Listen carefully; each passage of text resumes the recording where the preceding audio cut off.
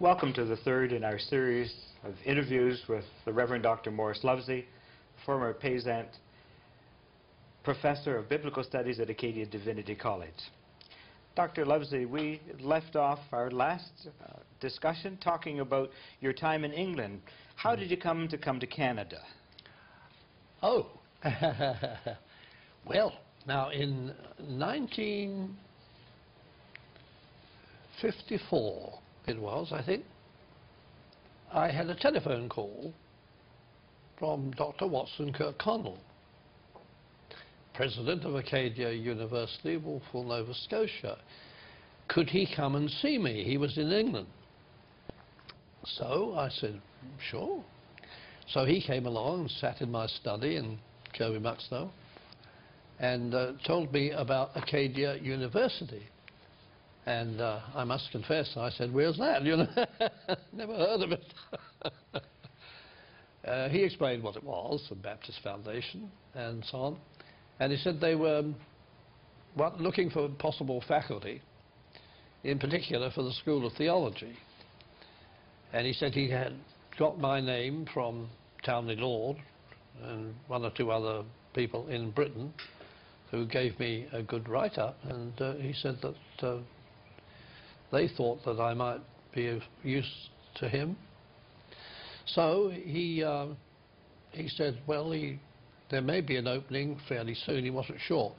Well, in actual fact, he had already appointed Frank Fitzsimmons to the job of Professor of Bible and that sort of thing. And so he didn't need me really at that particular point. Fitzsimmons came over here for 2 years and then left and went back to England, you know, that's what happened. And then, to my surprise, the cable came through from him inviting me in 1956 to come to Acadia. They wanted somebody to teach Greek. They couldn't find anybody, apparently, to teach Greek. And so my wife and I wondered what we should do. At that particular time, we were beginning to feel that the time of our service at Kirby Muxloe was coming to an end. We'd done it 6 years. We had rebuilt the church building, which had been destroyed by Hitler's bombers, you know, in World War II. And I was getting invitations from the more prestigious churches, you know, in the diabolical ways we go about things. And I visited some of them, and nothing came about any of them. One call did come from one of them, but I turned that down. Anyway, we thought maybe this is the leading of the Spirit, and we would go through with it. So we came to Canada, much to my surprise. All through, we had expected to go back to South Africa, see. And I would have gone to South Africa, so with my wife, certainly, there's no question about it. We had incurred ourselves in quite severe financial loss by it not coming about. So anyway, we came here. And I can so well remember coming here. We were interviewed in Montreal by Monsieur d'Etoile of the Customs, and he hated the English, quite obviously. So he went through our property with a fine-tooth comb, I can tell you. And well, we got through him eventually, and came, and we were met at Windsor Junction by Evan Widdens in his big car. And we came through in his car to Wolfville, and we rented a house in Westwood Avenue, and we lived there for 2 years until we knew that the job was a permanent one. And then we moved up a few houses to where we are now. We've been there ever since. Yes. So that's how we came to Canada. And there I became one of the faculty, you see, with Evan Widden, whom I admired enormously. I thought he was a fine gentleman. And he shielded us from the convention, bless his heart. And we had McGregor Fraser, who taught theology and things, so on, and Earl Merrick. So it was a good little team, and I enjoyed meeting with them and getting to know them, and I enormously enjoyed the tremendous freedom I was given. I was allowed to do what I thought I ought to do. They made me teach 8 courses, you know, 3 hours apiece, 24 hours teaching a week. I tell you, I worked with 3 Hebrews, 2 Greeks, and 3 biblical studies: Old Testament survey, New Testament survey, an elective, something like, I think I did wisdom literature for some while, various other things, New Testament apocalyptic, I think, one period. Anyway, we did our best. You wonder when you had time to sleep when you were doing all of those courses and the grading that went with them. The student body, how large was it at that point in time? Oh, not very large, of course. Bless my soul, I don't remember the total figure to give you at the moment. But, of course, I would get the lot, you see, in the survey courses. They were compulsory. And I only got a few in Hebrew. And I think the Greek, the first Greek, I think, was compulsory. So I had, the first Greek was a good class, you see. Got the lot of the incoming students, maybe 10. I'm guessing a bit, I don't remember. Now, what role did the School of Theology play in the overall university community at that point in time? Well, much bigger than they did afterwards, and certainly now, I believe. Of course, as far as now, I'm speaking without knowledge. I don't know what the situation is now. I haven't a clue, but I suspect that it's much less than what it used to be.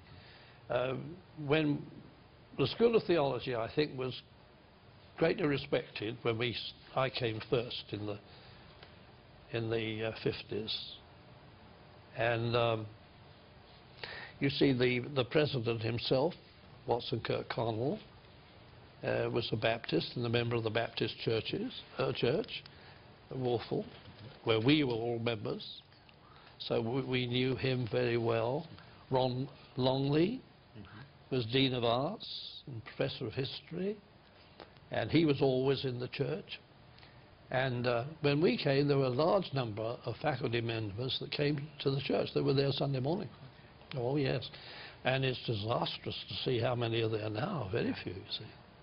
So there's been a fall-off, I think, in the relationships. Now, I must tell you, my own bias is I'm a university man. And I'm scared of denominations. Denominations have a horrid history, you know, trying to control their professors. So, I think the theological school and the university belong to each other, and you mustn't cut between the two and separate them away. I think they need each other.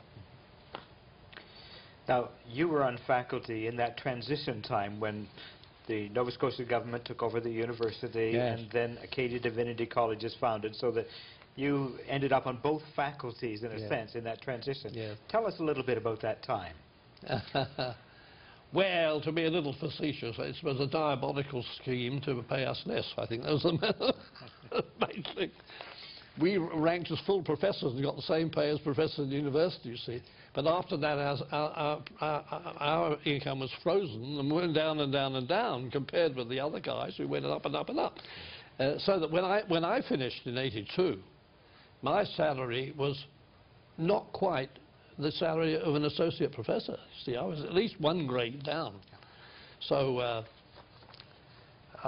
well, of course, hoi en arche, those in the power, you know, always tell you it's for the good of the society that this be done. So that's how it is. Quite frankly, I opposed the. I did not want the Divinity School to be too closely under the control of the denomination.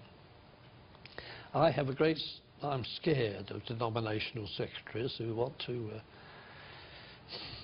appease factions in the churches, you know.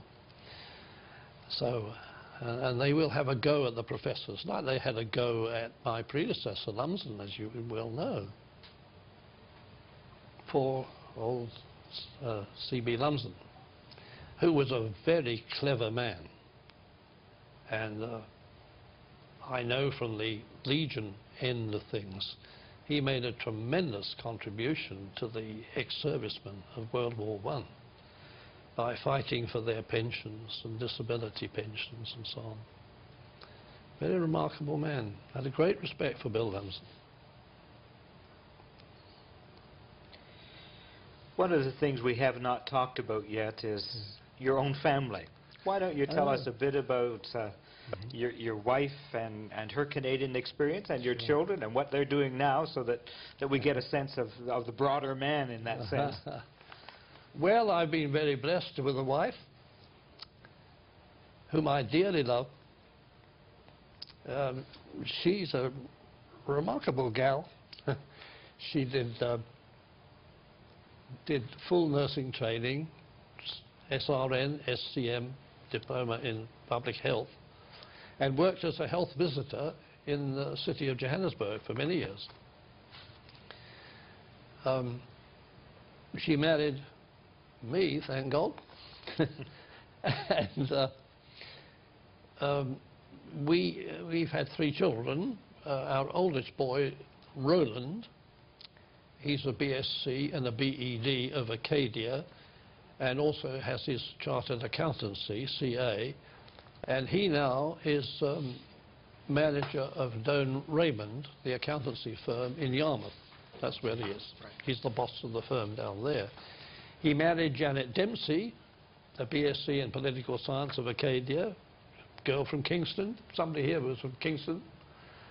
And they have 3 girls. Natty, Nikki and Jeannie. They're in the process of growing up. That's Roland. Now Rosalind, our girl, she's the middle of the 3 children we have. She did mathematics here and went on to Carlton for an MSc in mathematics. She's married to an electronics engineer who works with the Coast Guards in Halifax. That's where he works, Peter. They have 3 children, and the oldest boy, of course, will be coming on to university next year, so they're beginning to break into the university period. So, our youngest boy, Oliver, well, he did an honours BA in English here at Acadia, and did the MA in English at McMaster, and the BEd at Dalhousie, and the PhD in English at Calgary, University of Calgary. He's now teaching in the Okanagan University College in BC. That's wonderful, because we can go there and live for nothing. Oh. So we're very proud of them. They've all tried very hard and made a life for themselves. Now, you've been a long-time member of Wolfville Baptist Church. You Yes. joined when you came. What kind of roles have you filled within the local church setting? It was strongly told me when I was young, growing up, that you have to be a member of the organised church. You know, there's no excuse for not. And I've always believed that, so I've been loyally there, often in the capacity of His Majesty's loyal opposition, I might say. But one has to support the local community. What have I done there? They invited me to be a deacon once, but at that particular time I was so busy, I felt that if I'm going to do the deacon's job, I would do it properly, and I'd better not start it, because I know I can't do it properly. And I think maybe the best job I've done over many years was I was leader of the adult Bible class on Sunday mornings. Yes. And we had a fine class that kept a fairly constant membership of about 15. And we did all kinds of interesting studies and read books and studied them and so on. And the group that we had were an interesting group. We had the Dean of the School of Education. He came regularly, Mort Marshall. Mm-hmm. And he and his wife were my loyal supporters. Okay. Mm. Now, I know in your life you've also been involved in a variety of other activities. Yeah. You've been chaplain for the local Legion. Yes. Tell us a little bit about that, because I do see you on Remembrance Day services, taking part and taking leadership. Yes. Well, in 1972, I think it was, wasn't it? 1972? Yes, 1972. The then secretary down there, no, there was the president down there, asked me if I would become the chaplain because they needed somebody to take the services, funerals and commemorative services, like the annual Remembrance Day service. And I thought, they knew that I was ex-service myself, you see. So I accepted that, and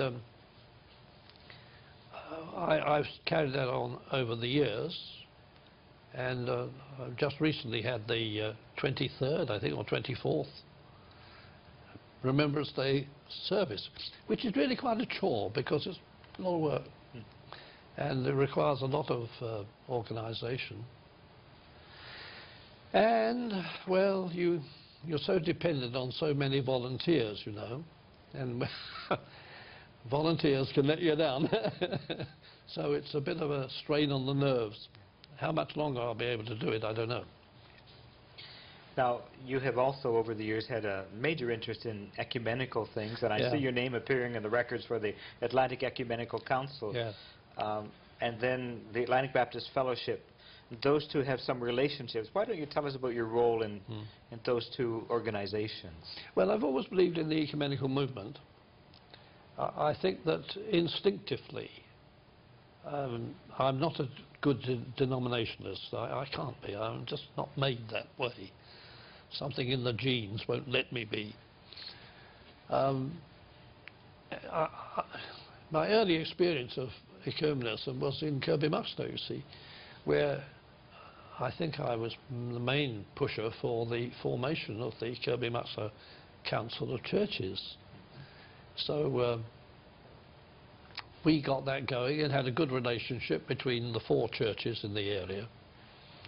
And so when I came here, Evan Whidden, who knew this particular background of mine, he was interested in the formation of the Atlantic Ecumenical Council. He suggested that I go to represent the school at the first meeting, which was held in Wolfville, in Acadia. So I went along and I kept on going, and I've had 3 or 4 2-year periods as secretary, which is a big lot of work involved, and the writing up of conferences and that sort of thing.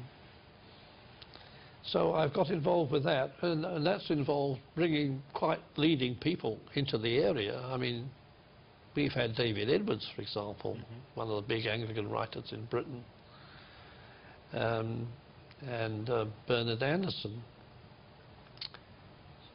So we've actually brought in quite a number of important people. Somebody else I'm trying to think of, and the name won't come to me. Anyway, I've taken an interest in that. And until quite recently, I was very active. But of course, the time has come for me to lay that aside and younger people to take over. New ideas, you know. You can't hold a position forever. You run out of ideas. Now, what about the Atlantic Baptist Fellowship? Because you were in that from the very beginning. Oh, yes. Well, of course, there again, the whole of my background makes me to support that freer kind of setup. And we tried to be a ginger group, I don't know if that's the right word, within the convention, to get the convention to study things that on the whole they don't want to study, namely ecumenism, and if I might say so, biblical criticism, etc., etc., etc. In other words, I think we want to stand for the freedom which responsible Christians must have if they're going to live. Now, I see also in the list of things in terms of what you've been involved in, the local Wolfville Church Council. Interchurch Council. Yes. Yes. Oh, yes.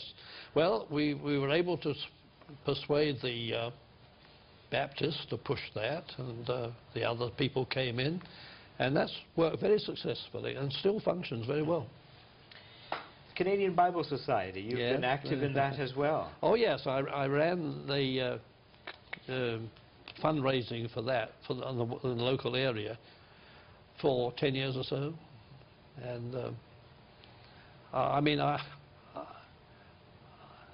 certainly agree that we've got to get the Bible into the hands of the people at the price they can afford. So that's quite obvious. Of course, I would go on to say, but they also need to know how to understand it and take it into consideration. Not take it so stupidly literally, necessarily, you know. In terms of your own life, you've talked about some of the people under whom you'd studied and that kind of thing. What individuals have influenced you most strongly, do you think, as you look back? Well, number one would be my old friend, Gilbert Healy, school friend, who died only a few years ago. He was great influence on me, no doubt about that. The headmaster of the Watford Grammar School, Edward Reynolds. Reverend Harold Earnshaw Smith, an Anglican evangelical vicar of Watford. And later he went on to London during the... To All Souls. Yes, All Souls Anglican Place, exactly. Yeah. Percy Evans, Principal of Spurgeon's. Nathaniel Micklem, Principal of Mansfield. Those are the major ones, I think. I know that you have enjoyed books a whole lot in your life. And if you were going to talk about a couple of books that you think have influenced you most strongly, what would you think those would be? Oh, well, one for sure is Galloway's Philosophy of Religion. Yes, you mentioned that to you. There's no doubt about that. I thought Wheeler Robinson's Riot was an important one when I was studying BD. You know, religious ideas in the Old Testament. There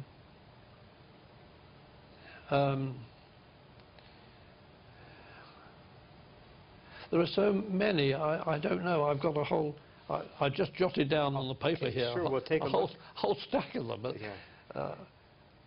one of my guiding lights in theology is Hans Kung, the German theologian whose thought I respect greatly. And I like very much one of his latest books called Credo, I believe. It's a study of the Apostles' Creed. And it's a statement that any reasonable believer can accept. I think it's a very fine book. I've given them away to friends. I hope they read them. I don't know. The opening part is pretty tough. It's on metaphysics, you know, and epistemology, how do you know anything, and so on.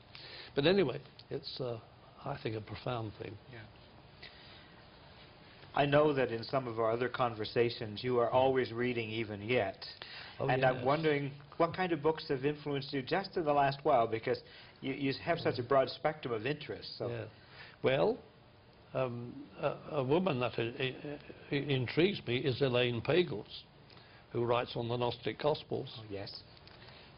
And I've just reread, by the way, George Marsden's 3 books. Fundamentalism and American Culture, Reforming Fundamentalism, that's the story of Fuller. Ooh, wow, what a story. and Understanding Fundamentalism and Evangelicalism. Those 3 books, I think, are wonderful, and I do hope our students could read them, because I'm sure it would open their eyes to understand the situation, you know. Yeah. Well, I certainly use them in one of my courses, so Yeah, because Marsden does a very fine job. Yeah, Karen Armstrong I like, her History of God. Mm-hmm. I haven't read that one. Oh, that's a corker, that is. She's a bright spark, you know. She was a nun, Roman Catholic nun, and came out of the monastery, out of the order, and eventually became, I don't know what you call herself really, she's something like a Jew, I think. Yeah. But she's a fine writer. Recommended, incidentally, by Dr. Carey, the evangelical Archbishop of Canterbury, if you please. Yes. Okay. Yes. When you take a look at your life and looking back over the years, what would you consider some of the more significant events? If you were to say, this is a crucial turning point in my life, what kind of events would you look to?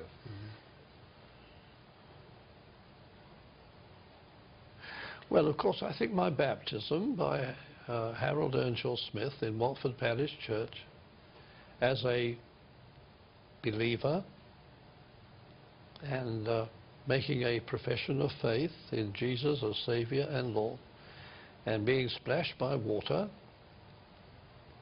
in the church. I think that was a significant moment. It was very meaningful to me. It meant something. And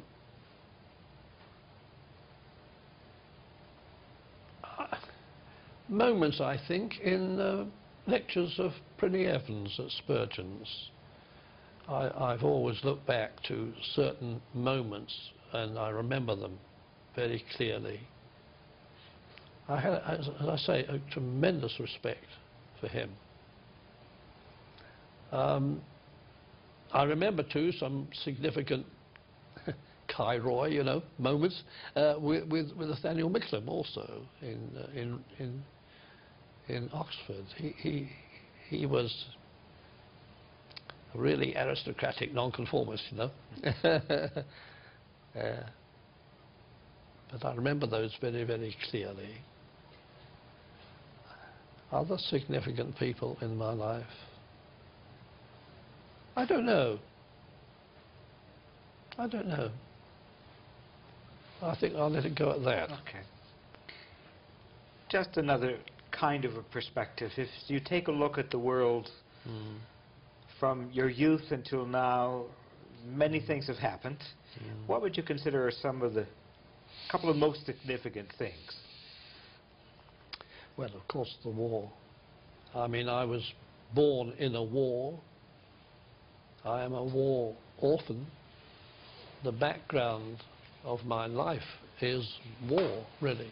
I mean, all the time I was growing up, the First World War was being stressed.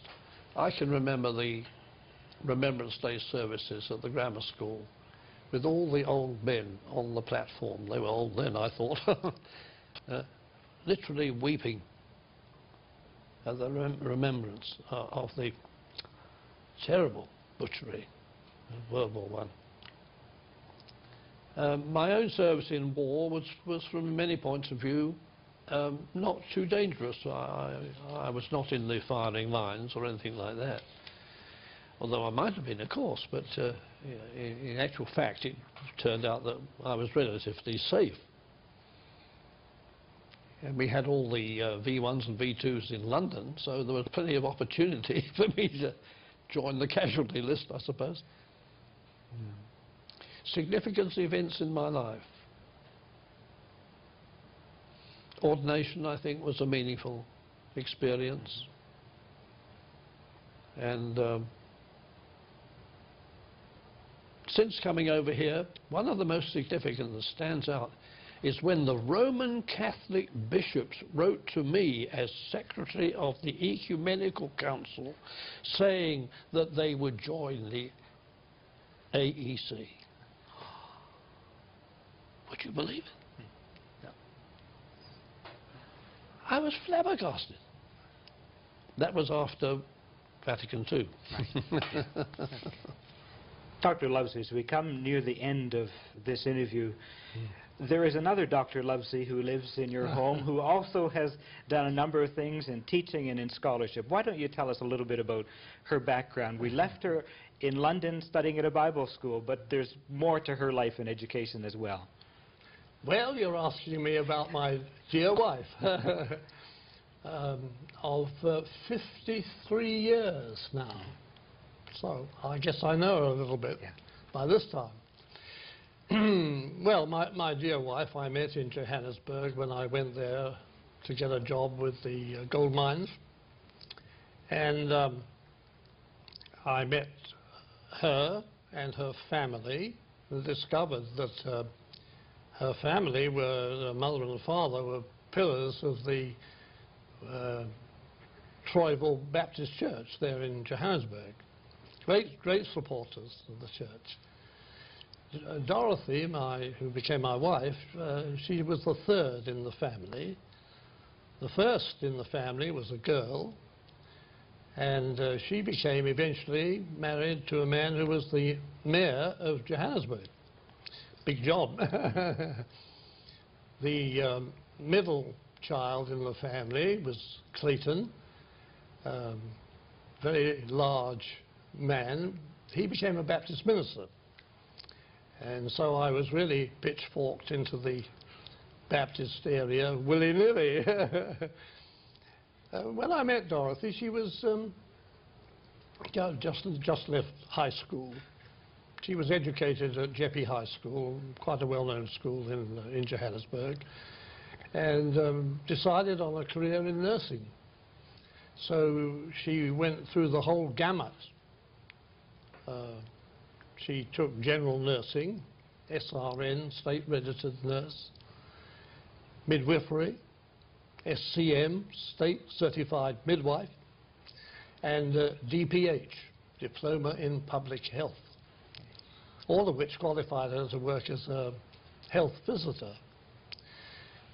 So later on, she actually served 3 of the great cities of the world as a health visitor: Johannesburg, London, and Oxford.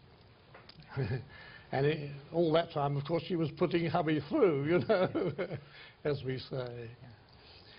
Well, she was greatly interested, I think, in learning, and worked at London University for the BA. She took the tripos there. She did English, philosophy, and theology. Those were the 3 that she did. And that includes a lot of things on the way, such as classical Greek, if you please, all kinds of things she did. But anyway, she delighted in that. When she came over here, she continued her education in the academic sense, and eventually took the MA and the BEd of Acadia, and taught for a while on the English department in the university. Eventually she put in a thesis for the PhD at London, and this was a massive work, 460 pages or something, and it was a study in the works of Aldous Huxley, the British savant and writer. Yes. And it was an attempt to trace the development of his thought on the nature of reality. Pretty powerful stuff. Well, she enjoyed doing that very, very much. And all along she's done a lot of writing, one sort and another.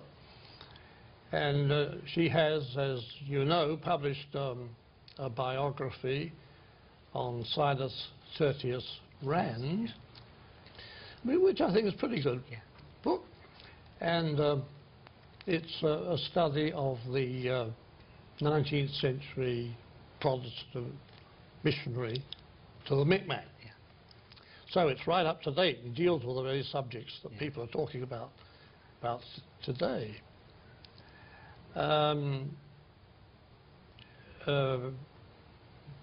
What else can I tell you that might interest you? She, of course, and I, between us, produced 3 children. Yeah.